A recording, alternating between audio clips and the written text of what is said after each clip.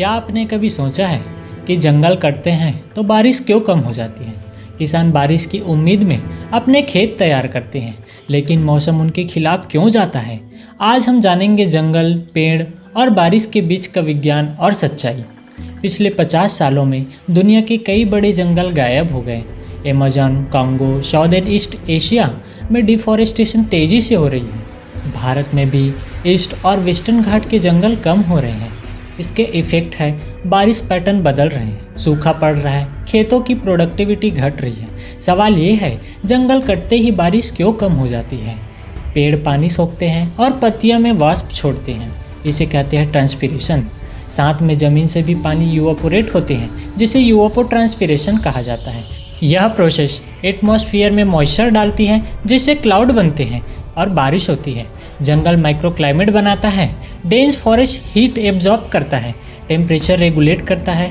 Moisture retention near by village and farms में rainfall बढ़ाता है। Amazon rain forest flying reverse के रूप में अटलांटिक तक बारिश भेजते हैं। इंडिया में वेस्टर्न घाट और northern east forest local monsoon में क्रूशियल रोल निभाते हैं। यूवापोट्रांसपिरेशन घटता है, क्लाउड कम बनते हैं, सॉइल मॉइस्चर कम होता है तो सरफेस हीट बढ़ता है और लोकल ड्रॉट भी बढ़ता है। कार्बन साइकिल डिस्टर्ब हो जाता है, क्लाइमेट चेंज होता है, अनप्रिडिक्टेबल रेनफॉल होता है। रियल एग्जाम्पल है, अमेज़न में डिफॉरेस्टेशन के कारण लोकल रेनफॉल 20 से 25% तक घटा। नॉर्थ ईस्ट इंडिया में फॉरेस्ट लॉस हुआ, monsoon delay and crop damage हुआ।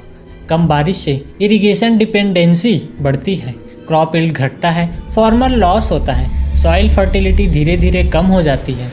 Extreme weather event, flood and drought बढ़ते हैं। जंगल सिर्फ पेड़ नहीं, ये हमारी बारिश और फसल और ज़िंदगी का सोर्स है।